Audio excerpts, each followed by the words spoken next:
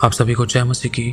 प्रभु सभी को बहुत आशीष दे। तो आज हम जानेंगे इस विषय में कि एक मसीह विश्वासी की ज़िंदगी में शैतान के अटैक कैसे होते हैं और क्यों होते हैं।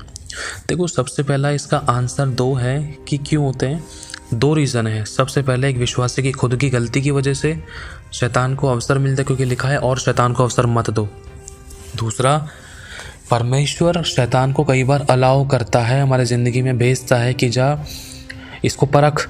इसकी ज़िंदगी में कहीं ना कहीं बहुत सारी बुराइयां हैं, गलत बातें करता है, विचार है, व्यवहार है, गलत शब्द हैं, इसके गलत काम है या गलत प्रकार की अभिलाषाएं हैं। इसलिए जा इसकी ज़िंदगी में जा और काम कर। कई बार परमेश्वर शैतान को हमारी ज़िंदगी में काम करने के लिए अलाउ करता है, आज्ञा देता है। क्यों? कारण ये है कि हमारी परख होने के द्वारा हमारे अंदर के सारे वो खोट खमीर बुराइयां निकल जाएं। जैसे सोने को आग में तपाया जाता है ना, सोने की परीक्षा आग से होती है तो सोने का खोट निकल जाता है। सोना भस्म नहीं होता है, लेकिन सोने का रूप बदल जाता है।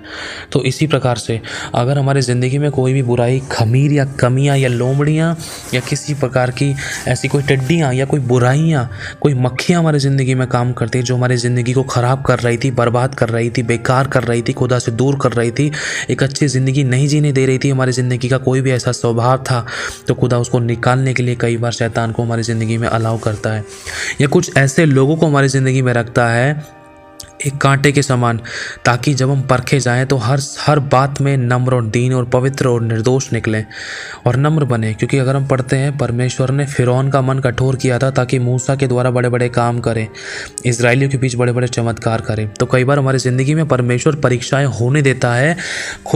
खुदावन हमारी ज़िंदगी में ऐसे लोगों को भेजता है, खड़ा करता है, ताकि हम परखे जाएँ। और उस परख में कहीं हमारे ज़ुबान से गलत विचार, व्यवहार, काम, शब्द और शैतान के काम तो नहीं कर रहे हैं, कुछ ऐसा व्यवहार तो नहीं करे जिससे कि खुदा का दिल दुखी या कोई ठोकर खाए, या फिर हम नम्र बन रहे हैं, उस परीक्षा में खरे निकल रहे हैं, है ना। एक परीक्षा है परमेश्वर की ओर से, जो प्रभु अपने लोगों को परखता है। सही होने के बाद भी वो परीक्षाएं होती हैं। दूसरा, हमारी खुद की गलती के कारण लिखा है और शैतान को अवसर मत दो कि वो तुम्हें फाड़ खाए, हमारी खुद की गलती की वजह से, है ना। अब इस वाले पॉइंट को हम पकड़ेंगे, हमारी खुद की गलतियां क्या होती है। देखो, बतेरे तरीके से शैतान अटैक करता है। देखो, कई सारे हज़ारों तरीके हैं, जिसमें से मैं कुछ बातें आपको बताना चाहूँगा, प्रभु का आत्मा आपको बताएगा। सबसे पहला, अगर एक विश्वासी अपनी ज़िंदगी में चंगाई नहीं देख पा रहा, छुटकारा नहीं देख पा रहा, आशीष नहीं देख पा रहा, बरकत नहीं देख पा रहा, काम में रुकावट है, गड़बड़ियाँ है, विरोध है, बहुत सारी चीज़ों में कहीं ना कहीं वो रुकावट देखता है। कब? जब वो अपनी तरफ से सब कुछ अच्छा करता है, तब भी अगर वो कहीं ना कहीं रुकावट देख रहा है और गड़बड़ियाँ देख रहा है, उसका काम सफल नहीं हो पा रहा है सब कुछ अच्छा करने के बाद भी, तो कहीं ना कहीं यहाँ पर ये शैतान का अटैक है। कहीं ना कहीं शैतान गड़बड़ियाँ फैलाता है, आपकी उन्नति में, तरक्की में आपको नहीं पहुँचने दे रहा है ना। ये भी शैतान का अटैक है। और दूसरा, शैतान कई बार किस तरीके से अटैक करता है, जैसे मान लो एक विश्वासी किसी व्यक्ति के लिए प्रार्थना कर रहा है, उसके सर पे हाथ रख के। अब जब सर पे हाथ रख के दुआ कर रहा है, या किसी ऐसे व्यक्ति के लिए प्रार्थना कर रहा है जो दुष्ट आत्मा ग्रसित है, उसने दुष्ट आत्मा तो निकाल दी, लेकिन एक विश्वासी का खुद का जीवन पवित्रताई का नहीं है, तो वो दुष्ट आत्मा सामने वाले से निकलकर कहीं ना कहीं उस विश्वासी को खुद अटैक कर सकती है। किस रूप में? दर्द के रूप में, बीमारी के रूप में, घटी के रूप में, आंसू के रूप में, या जब वो अपने घर पर आए तो घर में हो सकता है कि लड़ाई दंगा हो। बाहर दुष्ट आत्मा निकाल कर आए हैं, उसके बाद घर में लड़ाई दंगा हो गया, घर में विरोध हो गया, घर में खुद से विरोध करने लग गए, या घर में गुस्से वाली गंदी आत्मा काम कर रही है, या अभिषेक को खराब करने वाली गंदी आत्मा काम कर रही है। घर में 4 लोग विरोध कर रहे हैं, 4 लोग बुराइयां कर रहे हैं, कमियां निकाल रहे हैं, ठट्टा कर रहे हैं, अनादर कर रहे हैं। थोड़ी देर पहले ही अभी दुष्ट आत्मा निकाल कर आए, किसी के लिए प्रार्थना करके आए हैं, लेकिन उस दौरान हमसे कुछ ऐसी गलतियां हो गई हमारे शब्दों से, विचारों से, व्यवहारों से, जिसके कारण वो दुष्ट आत्मा हमारे ऊपर अटैक करी। और जैसे हम घर पे पहुंचे, सामने वाले किसी व्यक्ति की दुष्ट आत्मा निकाल कर हम घर पे पहुंचे, तो होता क्या है कि हम देखते हैं घर में कहीं ना कहीं कुछ ना कुछ थोड़ा बहुत माहौल गड़बड़ाने लग रहा है। तो ये दुष्ट आत्मा का अटैक है। कैसे गड़बड़ाने लग रहा है? कहीं ना कहीं प्यार प्रेम में कुछ खटास दिखाई दे रही है, कड़वाहट दिखाई दे रही है, विरोध हो रहा है, या घर में लड़ाई होना शुरू हो गई, या कुछ नुकसान हो गया, कुछ चोरी हो गया, कुछ खो गया। कुछ ना कुछ तरीके से शैतान अभिषेक को खराब करने के लिए पूरा एड़ी चोटी का जोर लगाएगा। ये दुष्ट आत्मा के अटैक है, हमारे साथ हुआ है, इसलिए मैं आपको बता रहा हूँ। तो ये तरीके हैं शैतान एक विश्वासी की जड़ों को खराब करना चाहता है, जड़ों को गलाना चाहता है और वो जड़ से ही बीज बोने की कोशिश करता है, क्योंकि शैतान को पता है अगर ये घर की बातों में उलझा रह जाएगा तो ये बाहर किसी के लिए प्रार्थना करने के लिए नहीं जाएगा। इसलिए इसको घर की बातों में ही उलझा दो, घर की टेंशन चिंता परेशानी उससे इसको इतना दबा दो कि खुलकर किसी के लिए दुआ ना कर पाए। अगर कर भी रहा है तो उसके मन में ऐसी बात विचार व्यवहार रहे जो शैतान की ओर से है, विरोध रहे, कड़वाहट रहे, जिसके कारण अगर किसी की दुष्ट आत्मा निकालता है वो दुष्ट आत्मा का अटैक किसी के ऊपर जाए। क्यों? क्योंकि इसके मन में बुराइयां भरी हुई है इसके घर वालों के प्रति, और ये जैसे ही दूसरों की दुष्ट आत्मा निकालता है तो अपने घर में धमाके को देखे। ये शैतान की सबसे बड़ी चालें होती हैं। और हमारा प्रभु कहता है कि जैसा तू मन में सोचे वैसा तू है। तो सोच कर देखो, जब हम मन में किसी के प्रति कुछ भी सोच लेते तो वैसे हम बन जाते हैं। लेकिन प्रभु कहता है कि हमारे अंदर मसीह का मन है। अगर हम ऐसे उलझाने वाली वस्तु, रोकने वाले पाप, ऐसे विचारों को बांध कर मसीह का आज्ञाकारी बनाए, खंडन करें, नष्ट करें, तो हम आज़ादी को देखते हैं। अब दुष्ट आत्मा के अटैक जैसे कि बताया आपको बहुत प्रकार के हैं। जैसे अब मान लो किसी ने किसी के ऊपर हाथ रख के दुआ कर दी, अब वो किसी के पेट में दर्द हो रहा था, अब उसका पेट दर्द तो ठीक हो गया लेकिन अपने सर में दर्द होना शुरू हो गया, तो ये दुष्ट आत्मा का अटैक है। मान लो किसी के डॉक्यूमेंट्स के लिए प्रेयर करी, किसी के किसी भी लाइफ के किसी भी हिस्से के लिए प्रेयर करी, तो हमारी ज़िंदगी में या तो हो सकता है वही सेम अटैक दिखाई दे, या फिर ऐसा हो सकता है उसी से मिलता जुलता या कोई छोटा अटैक दिखाई दे। मान लो हमने किसी किडनी पेशेंट के लिए प्रेयर करी है, अब प्रेयर करिए और हमारा जीवन आज्ञा पालन का अच्छे से नहीं है, बहुत ज़्यादा पाप में जीवन है, लेकिन फिर भी हमने किसी किडनी पेशेंट के लिए प्रेयर कर दी है और फिर भी हम गलत उसमें जी रहे हैं, तो कहीं ना कहीं वो दुष्ट आत्मा वहाँ से निकल कर अटैक कर सकती है। क्योंकि शैतान को इस बात से बहुत जलन है कि उस दुष्ट आत्मा को उस व्यक्ति के शरीर में से क्यों निकाला गया, जिसने निकाला फिर वो उसके पीछे पड़ने की कोशिश करती थी। अब वो किसी न किसी तरीके से फिर उस मसीह विश्वासी को परेशान करती है। कैसे?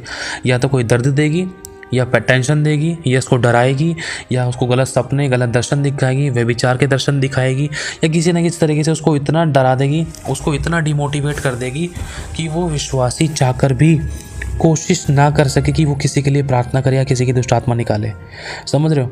क्योंकि शत्रु को, शैतान को इससे बहुत ज़्यादा नफरत है कि कोई दुष्ट आत्मा किसी मसीह के अंदर से क्यों निकाल रहा है, और दुष्ट आत्माएं नहीं चाहती हैं। और जब दुष्ट आत्माएं निकाल दी जाती है तो दुष्ट आत्मा फिर दूसरा घर ढूंढती हैं।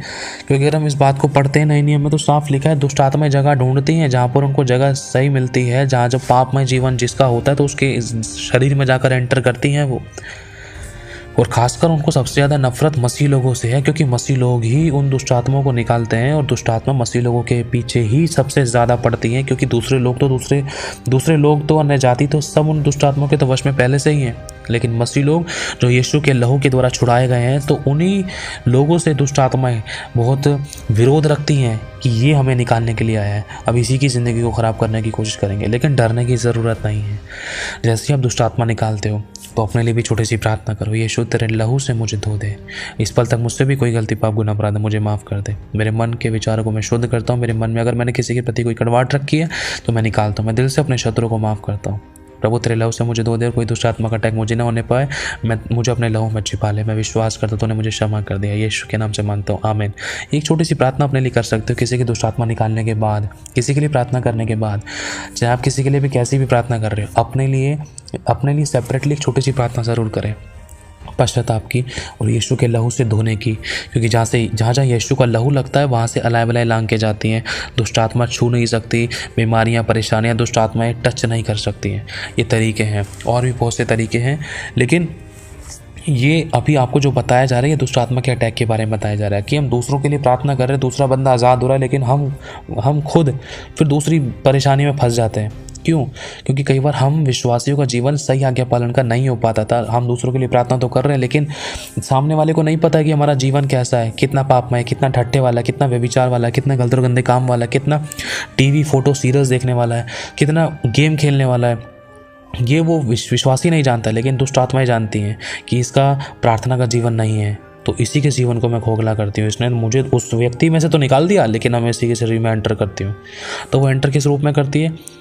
आलस के रूप में, घटी के रूप में, बीमारी के रूप में, तकलीफ के रूप में, कड़वाहट के, विरोध के, जलन के, ईर्ष्या के, गुस्से के, या नींद के, या किसी न किसी प्रकार से इस रीज़न से प्रवेश करती है कि किसी न किसी तरीके से इस विश्वासी की ज़िंदगी धीमी हो जाए कछुए के समान, या वो खुदा से दूर हो जाए, या वो कहीं ना कहीं गलत रास्ते पर चला जाए, या वो खुद अपने आप का विरोधी बन जाए, या वो खुदा से दूर हो जाए, या खुदा की संगति में जाना ही छोड़ दे। शैतान जड़ पकड़ता है। तो ये कुछ तरीके हैं। जब एक विश्वासी की ज़िंदगी में दुष्ट आत्मा का अटैक होता है तो वो अच्छे से प्रार्थना नहीं कर पाता है, चाहकर भी नहीं कर पाता है, एड़ी चोटी का जोर लगाने के बाद। दूसरा, वो कहीं ना कहीं डिस्टर्ब रहता है आत्मिक ज़िंदगी में। तीसरा, वो कहीं ना कहीं अपने शरीर में तकलीफ़ों को देखता है बहुत ज़्यादा। चौथा, कहीं ना कहीं जब वो दवाई गोलियां भी खाता है तब भी उसको छुटकारा नहीं मिल पाता है, तब भी वो दुष्ट आत्मा का कहीं ना कहीं अटैक में फंसा हुआ है, चाहे वो छोटा सा सरदर्द ही क्यों ना हो। दूसरे व्यक्ति के लिए बहुत खतरनाक दुष्ट आत्मा निकाली, लेकिन उसके अंदर से निकल कर अगर अपने अंदर वो दुष्ट आत्मा प्रवेश कर रही थी तो हो सकता है वो बड़ी परेशानी ना देकर तो चाहे छोटा सा सरदर्द ही दे, लेकिन अटैक तो अटैक है। लेकिन फिर भी खुदाबंद हमें छुड़ाने की सामर्थ रखता है। तुरंत अगर हम पश्चाताप करते, माफ़ी मांगते हैं तो प्रभु में आज़ाद करता है। जब हम यीशु के लहू से अपने आप को धोते हैं, अपने मन के विरोध को निकालते हैं, तो प्रभु में आज़ाद करता है। डरने की ज़रूरत नहीं है। अरे दुष्ट आत्माओं तो हमारे वश में है, आप डरना मत। ये मत सोचना मैं किसी के लिए प्रार्थना नहीं करूँगी। अगर हम दूसरे की खेती नहीं सींचेंगे तो हमारी खेती कौन सींचेगा? अगर हम इसी बात से डर जाएंगे तो शैतान तो और डराने की कोशिश करेगा। इसीलिए कभी डरना मत। आपको पवित्रता में, नम्रता में, प्रेम में, उसकी आज्ञाओं में और मजबूत और दृढ़ बनना है, ताकि शैतान आपको छूने भी ना पाए। कोई परफेक्ट नहीं है संसार में। गलती मुझसे भी हुई है, हम सबसे, जो सुन रहे हैं उनसे भी हुई होगी। पवित्रता का बहुत जो जीवन जी रहे, जो तुम्हें लगता है सोशल नेटवर्किंग मीडिया पे ये बहुत पवित्र होगा, देखो उनसे भी गलतियां हुई हैं। इसीलिए बस एक बात प्रभु कहता है कि धर्मी चाहे 7 बार गिरे तब भी वह उठ खड़ा होगा, क्योंकि यहोवा उसे संभालता है। कहने का मतलब यह है प्रभु उसका कि अगर तू दूसरों की भलाई करते करते अगर तू खुद पाप में गिर गया, कोई बात नहीं, पश्चाताप कर, मन फेरा, जहाँ से गिरा है वहीं से उठ, अपनी गलती को स्मरण कर, दोबारा से वो गलती ना हो, उसको दोबारा जान के ना दोहरा। अपनी तरफ से पूरा इच्छा रख बदलना चाहता हूँ प्रभु, मुझे बदल, चेंज कर, change my life, change my words, change my mind and thoughts and revelations. मेरे विचारों, दर्शन, स्वप्न को बदल दे खुदा, बदल दे। मैं बदलना चाहता हूँ। जो बदलना चाहता है खुदा उसको बदलेगा। चाहे आप कितने भी बड़े पास्टर हैं, चाहे आप रोज़ गिर रहे थे, चाहे आपको रोज़ दुष्ट आत्मा के अटैक हो रहे थे, अगर आप रोज़ बदलना चाह रहे हो और बदल भी रहे हो, एड़ी चोटी का जोर लगाकर आप पाप से दूर रहने की कोशिश करो, तो खुदा आपको ज़रूर बदलेगा। चाहे आप रोज़ गिर रहे थे, चाहे मैं रोज़ गिर रहा था, लेकिन मैं इच्छा रखता हूँ खुदा मुझे बदल, मैं बदलना चाहता हूँ। अब ये नहीं कि मैं शैतान, दुष्ट आत्मा के अटैक के डर से मैं किसी के लिए प्रार्थना ना करूँ। प्रभु अगर मैं दूसरों की खेती नहीं सोचूंगा तो प्रभु कौन सींचेगा? तूने मुझे भेजा है, तूने मेरे हाथों में वो आत्माएं रखी है, तूने मेरे साथ उन लोगों को जोड़ा है। जब तूने मुझे वो प्रार्थना का विषय दिखाया तो वो प्रार्थना मुझे करनी है।